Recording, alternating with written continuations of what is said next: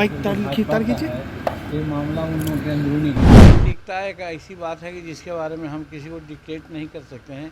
Legitimately तो अभी वो 2 जुलाई तक हैं। बीते दिन वीआईपी के तीनों विधायकों ने बीजेपी का दामन थाम लिया, जिसके बाद बिहार में राजनीतिक घटनाक्रम तेज हो गई। बताते चले कि आज सुबह वीआईपी सुप्रीमो मुकेश सैनी ने प्रेस कॉन्फ्रेंस किया और तमाम बातों को सामने रखा। हालांकि आज बिहार के पूर्व मुख्यमंत्री और हिंदुस्तानी अवाम मोर्चा के संस्थापक जीतन राम मांझी ने भी कहीं ना कहीं एक सॉफ्ट कॉर्नर जो है वो मुकेश सैनी की तरफ दिखाते हुए कहा कि देखिए, जो परंपरा होती है कि अगर कोई विधायक की मृत्यु हो जाती है तो उस पर उनके परिवार का हक होता है, लेकिन इस बार जो घटनाक्रम हुआ है वो बीजेपी और वीआईपी का अंदरूनी है। इस पर हम कुछ नहीं कहना चाहेंगे।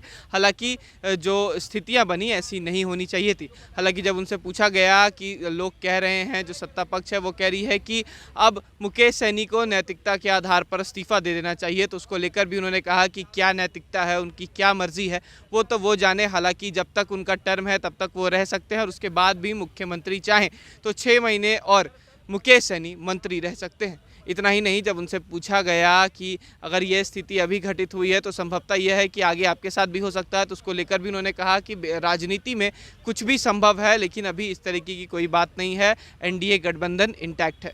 क्या कुछ कह रहे हैं पूर्व मुख्यमंत्री जीतन राम मांझी, पहले आप सुने। बीते दिन वीआईपी के तीनों विधायकों ने बीजेपी का दामन थाम लिया, जिसके बाद बिहार में राजनीतिक घटनाक्रम तेज हो गई।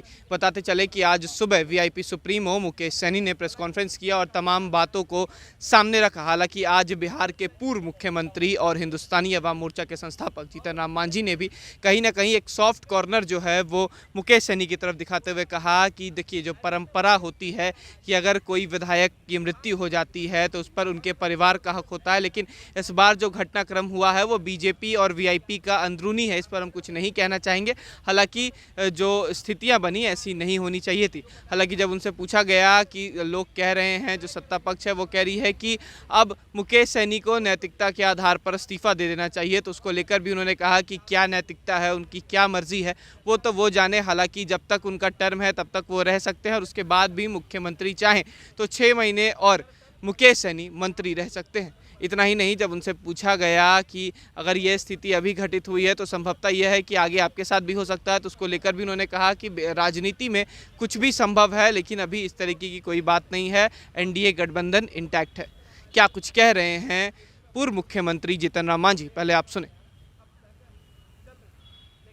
तो आपने सुना बयानों में पूर्व मुख्यमंत्री जीतन राम मांझी का कहीं ना कहीं मुकेश सहनी को लेकर एक सॉफ्ट कॉर्नर नज़र आ रहा है, जहां पर उन्होंने कहा है कि अगर वो चाहें तो मुख्यमंत्री के बाद कहने पर 6 महीने के लिए और मंत्री रह सकते हैं। वहीं उन्होंने बोचहा विधानसभा सीट पर उपचुनाव को लेकर भी कहा कि ऐसे तो जो लोग मरते हैं या कोई विधायक मरते हैं तो उनके परिजनों को वो सीट दिया जाता है।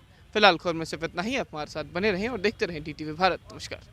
तो आपने सुना बयानों में पूर्व मुख्यमंत्री जीतन राम मांझी का कहीं ना कहीं मुकेश सहनी को लेकर एक सॉफ्ट कॉर्नर नज़र आ रहा है, जहां पर उन्होंने कहा है कि अगर वो चाहें तो मुख्यमंत्री के बाद कहने पर 6 महीने के लिए और मंत्री रह सकते हैं। वहीं उन्होंने बोचहा विधानसभा सीट पर उपचुनाव को लेकर भी कहा कि ऐसे तो जो लोग मरते हैं या कोई विधायक मरते हैं तो उनके परिजनों को वो सीट दिया जाता है। फिलहाल खबर में सिर्फ इतना ही। आप हमारे साथ बने रहें और देखते रहें DTV भारत। नमस्कार।